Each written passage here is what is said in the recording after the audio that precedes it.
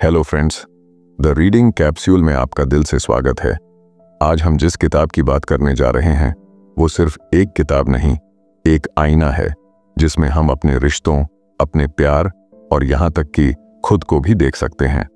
ओशो, यानी एक ऐसा नाम जिसने परंपराओं को चुनौती दी, सवाल उठाए और जीवन को देखने का नजरिया ही बदल डाला। आज की इस वीडियो में हम जानेंगे कि ओशो प्रेम के बारे में क्या कहते हैं। क्या विवाह प्रेम का हिस्सा है या प्रेम और विवाह दो अलग रास्ते हैं? और सबसे अहम, हम इन रिश्तों में इतनी उलझने क्यों महसूस करते हैं? चलिए शुरुआत करते हैं। अध्याय 1, प्रेम क्या है। हमारी आज की यात्रा शुरू होती है एक ऐसे शब्द से जिसे हम सब ने कभी ना कभी सुना है, महसूस किया है या कम से कम उसकी तलाश जरूर की है, प्रेम। लेकिन एक पल ठहर कर सोचिए, क्या हम वाकई जानते हैं कि प्रेम क्या होता है? या जो हम प्रेम समझते हैं वो सिर्फ एक भावना है या कोई भ्रम?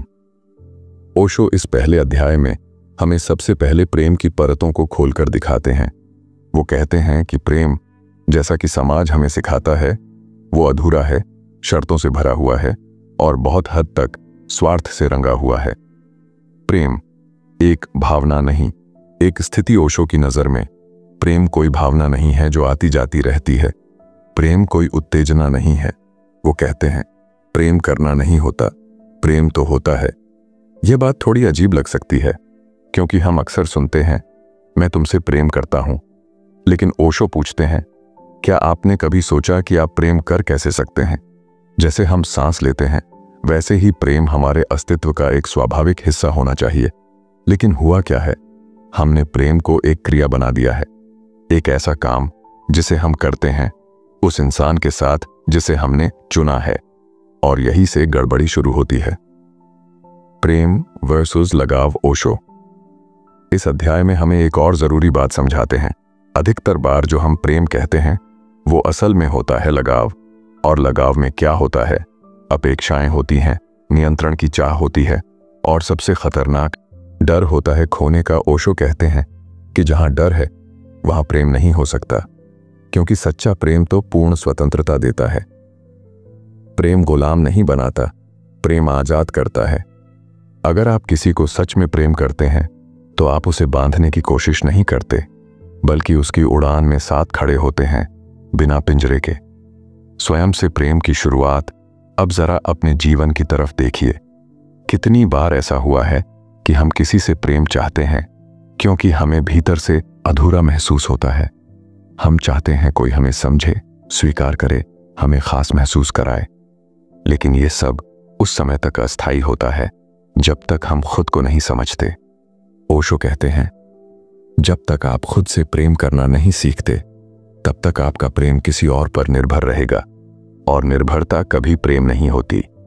यहां स्वप्रेम का मतलब आत्ममुग्धता नहीं है, यह अहंकार भी नहीं है, बल्कि यह एक भीतर की शांति है जहां आप अपने आप में पूर्ण महसूस करते हैं, जहां आप किसी को प्रेम देते हैं क्योंकि आप बांटना चाहते हैं, जरूरत के कारण नहीं। प्रेम कोई रिश्ता नहीं, एक ऊर्जा है। ओशो कहते हैं कि प्रेम किसी रिश्ते तक सीमित नहीं होता। वह मां के आंचल में होता है, वह मित्र की मुस्कान में होता है, वह एक अजनबी के प्रति करुणा में होता है, और सबसे बढ़कर वह आपकी उपस्थिति में होता है। जब आप प्रेम से भर जाते हैं तब आप प्रेम को फैलाते हैं, बिना किसी नाम, बिना किसी दावे के। यानी प्रेम कोई स्थिर वस्तु नहीं, वह तो एक बहती हुई नदी है जो बह रही है, आगे बढ़ रही है और जिसे कोई रोक नहीं सकता। तो फिर प्रेम को कैसे जिएं? ओशो का उत्तर है, सच के साथ जिएं। अपने भीतर झांकिए, अपने डर पहचानिए, अपने स्वार्थों को देखें और फिर धीरे धीरे उन्हें छोड़िए। तभी आप प्रेम में प्रवेश कर सकते हैं, क्योंकि प्रेम कोई द्वार नहीं है जिसे बाहर से खोला जाए, वो तो आपके भीतर ही है। बस आपको उसे महसूस करने की कला आनी चाहिए। तो दोस्तों, इस पहले अध्याय से हमें यह सीख मिलती है, प्रेम कोई क्रिया नहीं, एक स्थिति है। प्रेम में स्वतंत्रता, ईमानदारी और करुणा होनी चाहिए। जब तक हम खुद से प्रेम नहीं करते तब तक दूसरों से प्रेम सिर्फ एक आवश्यकता बनकर रह जाता है। और सच्चा प्रेम किसी रिश्ते की मांग नहीं करता, वह तो बस बहता है।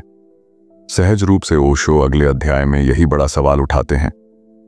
विवाह और प्रेम के बीच जो टकराव है, उसकी जड़ें कहाँ हैं? क्या विवाह सच्चे प्रेम को पालता है या उसे धीरे धीरे खत्म कर देता है? अध्याय 2, क्या विवाह प्रेम का स्वाभाविक विस्तार है या उसका अंत? पिछले अध्याय में हमने समझा कि प्रेम क्या होता है। अब सवाल यह है कि जब दो लोग एक दूसरे से प्रेम करते हैं तो क्या अगला कदम विवाह ही होना चाहिए? हम में से ज्यादातर लोग यही मानते हैं कि अगर प्रेम सच्चा है तो उसका स्वाभाविक परिणाम विवाह होना चाहिए, यानी शादी कर लो, फिर हमेशा साथ रहो और खुश रहो। लेकिन ओशो इस सीधी दिखने वाली बात पर एक बहुत गहरा सवाल उठाते हैं। वो पूछते हैं, क्या वास्तव में विवाह प्रेम को मजबूत करता है या वो उसे धीरे धीरे मार देता है? अब ये सवाल थोड़ा असहज लगता है क्योंकि बचपन से हमें यही सिखाया गया है कि प्रेम और विवाह साथ चलते हैं। पर ओशो हमें आम सोच से बाहर ले जाकर चीजों को देखने के लिए कहते हैं। चलिए इस अध्याय में समझते हैं कि ओशो विवाह के बारे में क्या कहते हैं। विवाह एक सामाजिक व्यवस्था है। ओशो कहते हैं कि विवाह कोई प्राकृतिक व्यवस्था नहीं है, ये एक सामाजिक अनुबंध है, एक व्यवस्था जो समाज ने बनाई ताकि परिवार चल सके, बच्चे पाल सकें और संपत्ति सुरक्षित रह सके। यानी विवाह का मूल उद्देश्य प्रेम नहीं था, बल्कि सामाजिक नियंत्रण था। अगर हम इतिहास देखें तो विवाह की परंपरा प्रेम से नहीं बल्कि संपत्ति, विरासत और सामाजिक स्थिरता से जुड़ी रही है। अब यहां एक बात समझनी जरूरी है, ओशो विवाह के खिलाफ नहीं है। वो बस चाहते हैं कि हम यह समझें कि विवाह और प्रेम एक ही चीज नहीं है। विवाह और सुरक्षा की भावना, ओशो कहते हैं कि जब हम प्रेम में होते हैं तो उसमें अनिश्चितता होती है, कोई गारंटी नहीं होती। कल वो व्यक्ति रहेगा या नहीं, इसका भरोसा नहीं होता। इसलिए हम विवाह को एक सुरक्षा कवच के रूप में अपनाते हैं। हम सोचते हैं कि अगर शादी कर ली तो अब ये रिश्ता पक्का हो गया, अब ये व्यक्ति कहीं नहीं जाएगा। पर ओशो यहां एक बहुत जरूरी बात कहते हैं, अगर आप किसी को बांध कर रखना चाहते हैं तो वो प्रेम नहीं रहा, वो स्वामित्व बन गया। और जहां स्वामित्व है वहां आजादी नहीं होती, और बिना आजादी के प्रेम धीरे धीरे मरने लगता है। प्रेम बंधन नहीं चाहता। ओशो एक उदाहरण देते हैं, अगर आप किसी फूल से प्रेम करते हैं तो आप उसे तोड़ते नहीं, आप उसे वहीं छोड़ते हैं जहां वह खिला है। आप बस उसकी खुशबू का आनंद लेते हैं। पर अगर आप उसे तोड़कर घर ले आते हैं और गुलदस्ते में रख देते हैं तो वह धीरे धीरे मुरझा जाता है। ठीक वैसे ही अगर आप प्रेम को विवाह की सीमाओं में बांध देते हैं तो उसका ताजापन धीरे धीरे खोने लगता है। विवाह में लोग एक दूसरे को अपनाते हैं, पर अक्सर उस अपनाने में एक भाव आता है, अब तुम मेरे हो, और यही सोच धीरे धीरे प्रेम को अधिकार में बदल देती है। क्या विवाह जरूरी है? ओशो कहते हैं, अगर दो लोग एक दूसरे से प्रेम करते हैं और अगर उनका प्रेम इतना सच्चा है कि वे साथ रहना चाहते हैं तो वे बिना विवाह के भी साथ रह सकते हैं। अगर उनके बीच प्रेम है तो साथ रहना सहज होगा, और अगर प्रेम खत्म हो गया तो उन्हें अलग होने की आजादी होनी चाहिए।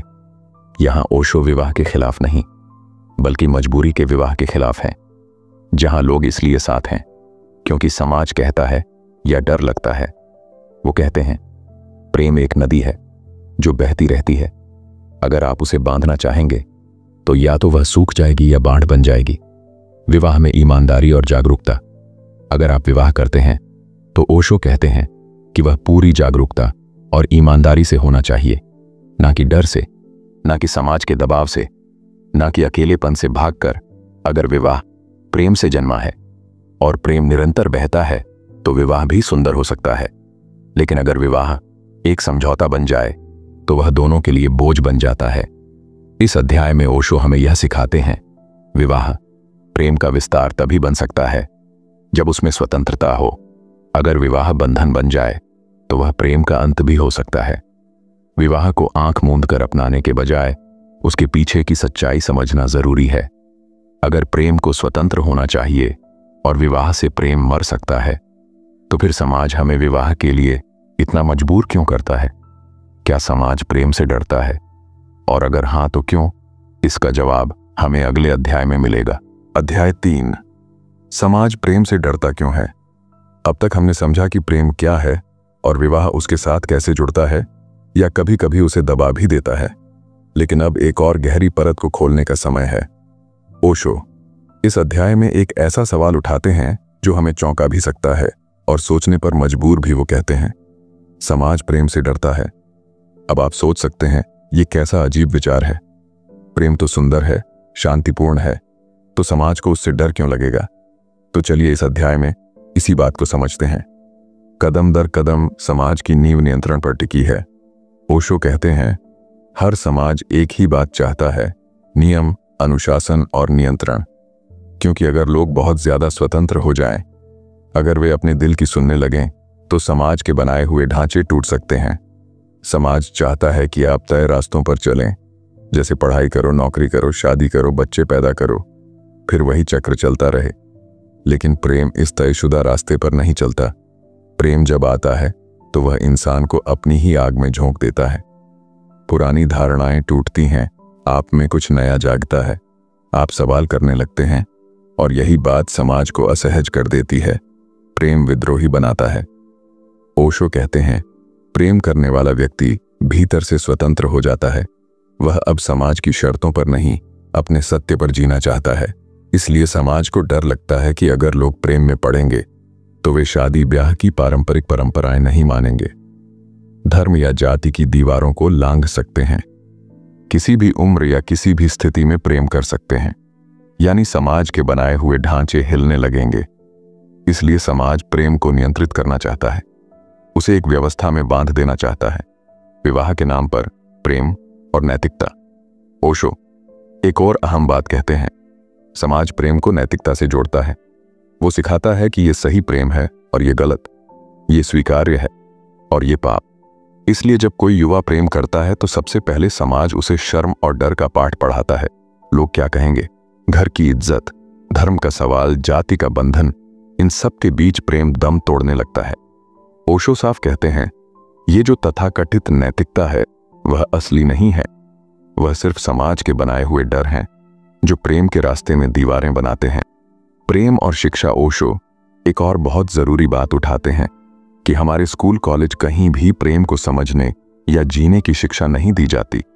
हमें गणित, विज्ञान, इतिहास सब सिखाया जाता है, पर यह नहीं सिखाया जाता कि अपने मन और भावनाओं को कैसे समझें, प्रेम को कैसे समझें या उससे कैसे जुड़ें। नतीजा ये होता है कि जब प्रेम हमारे जीवन में आता है तो हम भ्रमित हो जाते हैं, डरते हैं या उससे लड़ने लगते हैं।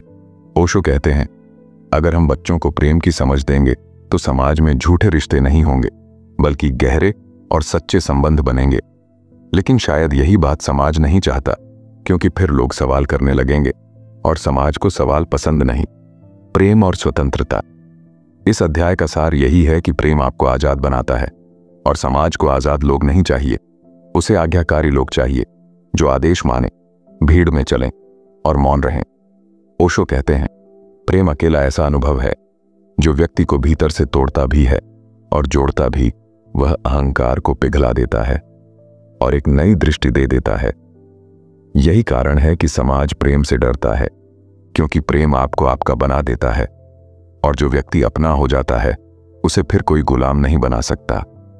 तो दोस्तों, अब हम यह समझ सकते हैं कि प्रेम सिर्फ एक भावनात्मक अनुभव नहीं, बल्कि एक आंतरिक क्रांति है।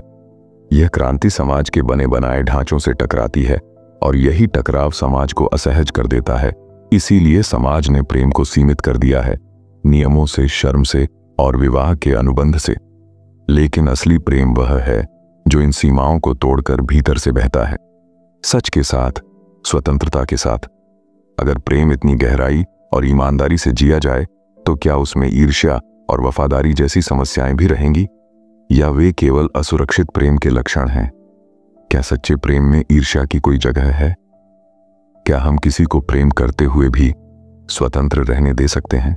इन्हीं सवालों का उत्तर हमें मिलेगा अध्याय 4 में, जहां हम जानेंगे प्रेम में ईर्ष्या कहां से आती है और क्या वफादारी मांगने की चीज है, या प्रेम में स्वतः पनपने वाली एक भावना। अध्याय 4, क्या सच्चे प्रेम में ईर्ष्या और वफादारी की जगह है? अब तक हमने प्रेम की सच्चाई को समझने की कोशिश की, उसकी गहराई, उसकी स्वतंत्रता और इस बात को भी जाना कि समाज क्यों प्रेम से डरता है। अब हम एक ऐसे अध्याय में प्रवेश कर रहे हैं जहां ओशो दो ऐसे शब्दों पर बात करते हैं जो लगभग हर रिश्ते को भीतर से छूते हैं, ईर्ष्या और वफादारी। अब सोचिए, अगर आप किसी को बहुत गहराई से प्रेम करते हैं तो क्या यह स्वाभाविक नहीं है कि आप चाहेंगे वो सिर्फ आपके साथ रहे, और अगर वो किसी और की तरफ आकर्षित हो जाए तो क्या तकलीफ नहीं होगी, क्या जलन नहीं होगी? यही सवाल हर किसी के मन में होता है, और यही वह जगह है जहां प्रेम और स्वामित्व की सीमा धुंधली हो जाती है। चलिए आज इस अध्याय में ओशो की मदद से यह समझते हैं कि क्या सच्चे प्रेम में ईर्ष्या और वफादारी की मांग उचित है, या ये प्रेम नहीं बल्कि डर और असुरक्षा का रूप है। ईर्ष्या प्रेम की छाया या अहंकार की जलन। ओशो बहुत स्पष्ट शब्दों में कहते हैं, ईर्ष्या प्रेम की निशानी नहीं है, बल्कि यह उस व्यक्ति के भीतर के अहंकार और असुरक्षा से आती है। जब हम कहते हैं मैं तुमसे प्रेम करता हूं इसलिए मैं तुम्हें किसी और के साथ नहीं देख सकता, तो यह प्रेम नहीं है, यह उस भावना की अभिव्यक्ति है, मैं तुम्हें खो नहीं सकता क्योंकि तुम मेरी चीज हो। ईर्ष्या तब पैदा होती है जब हम अपने साथी को स्वामित्व की वस्तु मानने लगते हैं। ओशो कहते हैं, सच्चा प्रेम दूसरे की स्वतंत्रता को स्वीकार करता है। अगर आपका साथी किसी और की तरफ आकर्षित हो जाए तो यह बात आपको पीड़ा दे सकती है, लेकिन आप अगर सचमुच प्रेम करते हैं तो आप उसे उसके सच के साथ स्वीकार करेंगे, ना कि उसे दोष देंगे या कैद करेंगे। प्रेम और असुरक्षा।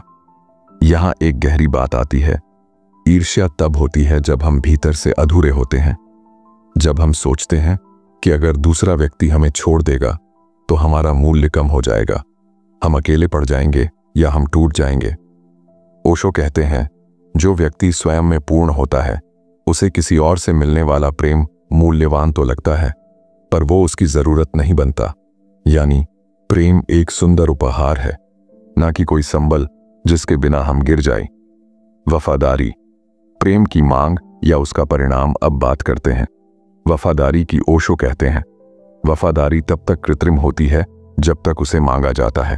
अगर आप किसी से कहते हैं तुम मुझसे प्रेम करते हो तो तुम्हें सिर्फ मेरे साथ रहना होगा, तो यह आदेश है, और आदेश प्रेम के स्वरूप को दूषित करता है। सच्चे प्रेम में वफादारी स्वाभाविक होती है। वो तब आती है जब आप किसी को इतना समझते हैं, उसे इतना स्वीकार करते हैं कि आपके बीच एक ऐसी गहराई बन जाती है जहां कोई तीसरा आ ही नहीं सकता। पर अगर यह वफादारी डर, नियम या समझौते से आ रही है तो वह एक बोझ है, वह प्रेम नहीं है बल्कि एक सामाजिक अनुबंध है। विश्वास और प्रेम। ओशो कहते हैं, प्रेम में विश्वास सबसे बड़ी भूमिका निभाता है, और यह विश्वास तब आता है जब आप दूसरे को आजादी देते हैं, ना कि उसे नियंत्रित करते हैं। अगर आप अपने साथी को हर समय जांचते हैं, सवाल पूछते हैं, संदेह करते हैं, तो प्रेम का बीज पनप ही नहीं सकता। ओशो हमें यहां चुनौती देते हैं, क्या आप किसी से इतना प्रेम कर सकते हैं कि आप उसे खोने की आजादी भी दे सकें? यह सवाल भीतर तक हिला देता है, क्योंकि हम में से ज्यादातर लोग प्रेम को पाना चाहते हैं पर उसे मुक्त छोड़ना नहीं जानते। तो दोस्तों, इस अध्याय से हम ये समझते हैं कि ईर्ष्या प्रेम की गहराई नहीं बल्कि असुरक्षा का लक्षण है। वफादारी मांगी नहीं जाती, वह तब आती है जब प्रेम में स्वतंत्रता और समझ दोनों मौजूद हों, और सबसे जरूरी प्रेम वही है जो आपको भी मुक्त करता है और दूसरे को भी। जब आप किसी को प्रेम करते हैं तो आप उसका आकाश नहीं छीनते, बल्कि उसके पंखों पर भरोसा करते हैं कि वो उड़ने के बाद भी शायद आपके पास ही लौटेगा, क्योंकि उसने चुना है, ना कि उसे मजबूर किया गया है। अगर प्रेम इतना गहरा और स्वतंत्र अनुभव है तो क्या वह स्थायी हो सकता है, या प्रेम का स्वभाव ही अस्थायी है? क्या प्रेम हमेशा के लिए होता है, या वह एक पल में आता है और एक पल में चला भी जाता है? क्या हम उस प्रेम को पकड़ सकते हैं या उसे बस जी सकते हैं? अध्याय 5। क्या प्रेम हमेशा के लिए होता है? अब तक हमने प्रेम की प्रकृति को कई कोणों से देखा, उसकी स्वतंत्रता, उस पर समाज का दबाव, ईर्ष्या और वफादारी जैसी भावनाओं से उसका संघर्ष। लेकिन आज हम एक सवाल का सामना करने जा रहे हैं जो बहुत सारे दिलों को सबसे ज्यादा डराता है। क्या प्रेम टिकता है, या वह बस एक क्षणिक अनुभव है जो आता है और फिर चला जाता है। अगर आपने कभी सच्चा प्रेम महसूस किया हो तो शायद आपने चाहा होगा कि वह हमेशा बना रहे, वैसा ही गहरा, वैसा ही मधुर। लेकिन क्या ऐसा होता है? ओशो इस अध्याय में एक कड़वा लेकिन जरूरी सच सामने रखते हैं जो हमें प्रेम को नए नजरिए से देखने की ताकत देता है। प्रेम और अनित्य जीवन। ओशो सबसे पहले हमें यह याद दिलाते हैं कि इस जीवन में कुछ भी स्थायी नहीं है। हर चीज बदल रही है, शरीर, भावनाएं, रिश्ते, मौसम, यहां तक कि हम खुद। तो फिर प्रेम स्थायी कैसे हो सकता है? हम जिस क्षण किसी भावना को पकड़ना चाहते हैं उस पल से वह मरने लगती है, क्योंकि वह अब बहती हुई ऊर्जा नहीं रहती बल्कि एक स्मृति या उम्मीद बन जाती है। ओशो कहते हैं, प्रेम को हमेशा के लिए बांधने की इच्छा प्रेम को मारने की शुरुआत होती है। प्रेम पल पल में नया होता है। ओशो प्रेम को एक नदी की तरह बताते हैं जो लगातार बह रही है। जो कल जैसी थी वह आज वैसी नहीं रहेगी। लेकिन इसका मतलब यह नहीं कि प्रेम खत्म हो गया, बल्कि इसका मतलब है कि वह रूप बदल रहा है। शायद वह शुरुआत में जुनून था, अब वह शांति है। पहले वह आकर्षण था, अब वह समझ है। अगर हम हर दिन प्रेम को नए रूप में देख सकें तो वह कभी पुराना नहीं लगेगा। ओशो कहते हैं, जो प्रेम पल पल में नया होता है वही सच्चा प्रेम है। पकड़ने की कोशिश में प्रेम खो जाता है। ओशो एक उदाहरण देते हैं, अगर आप एक तितली को पकड़ना चाहें तो वह उड़ जाती है, लेकिन अगर आप चुपचाप बैठ जाएं तो शायद वो खुद आपके कंधे पर आ बैठे। प्रेम भी ऐसा ही है। अगर आप उसे पकड़ना चाहें तो वह आपकी मुट्ठी से फिसल जाएगा, लेकिन अगर आप उसे स्वाभाविक रूप से बहने दें तो वह लंबे समय तक आपके साथ रह सकता है। यानी प्रेम को बचाने का तरीका उसे पकड़ना नहीं, बल्कि उसे स्वाभाविक रूप से जीना है। प्रेम और प्रतिबद्धता। अब यहां एक और सवाल उठता है कि अगर प्रेम स्थायी नहीं होता तो क्या प्रतिबद्धता का कोई मूल्य नहीं? ओशो यहां भी संतुलित बात कहते हैं। वो यह नहीं कहते कि आप हर दिन नया साथी खोजते रहें या रिश्तों को हल्के में लें। वो कहते हैं, प्रतिबद्धता तभी अर्थपूर्ण है जब वह प्रेम से जन्मे, ना कि डर से या मजबूरी से। अगर आप किसी के साथ हैं तो प्रेम के कारण रहें, ना कि इसलिए कि आपने कोई वादा किया था या समाज को दिखाना है। और अगर प्रेम बदल रहा है तो ईमानदारी से उसे स्वीकार करना ही सच्ची प्रतिबद्धता है। प्रेम को टिकाने की कुंजी तो क्या? प्रेम टिक सकता है? ओशो कहते हैं, हाँ, लेकिन एक शर्त पर, कि आप उसे हर दिन नएपन से देखें, उसमें बासीपन ना आने दें, उम्मीदों का बोझ ना डालें, उसे एक जीवित अनुभव की तरह जियो, ना कि किसी तिजोरी में बंद चीज की तरह। अगर दो लोग अपने भीतर सच्चे हैं, जागरूक हैं और एक दूसरे की आजादी का आदर करते हैं तो प्रेम केवल टिकेगा नहीं बल्कि हर दिन नया जन्म लेगा। तो दोस्तों, आज हमने ये समझा, प्रेम स्वभाव से अस्थायी है, लेकिन वह हर पल नया हो सकता है। उसे पकड़े बेचने की बजाय जीना चाहिए। प्रतिबद्धता तभी सुंदर है जब वह प्रेम से उपजे, और प्रेम तभी टिकता है जब उसमें आजादी और ईमानदारी हो। इससे हमें यह भी सीख मिलती है कि प्रेम को बचाने के लिए हमें उसमें पकड़ नहीं बल्कि प्रवाह बनाए रखना होता है। अगर प्रेम इतना निजी और स्वतंत्र अनुभव है तो क्या दो प्रेम करने वाले लोग एक दूसरे को पूरी तरह समझ सकते हैं? या प्रेम में भी एक अकेलापन होता है जिसे शब्द नहीं छू सकते?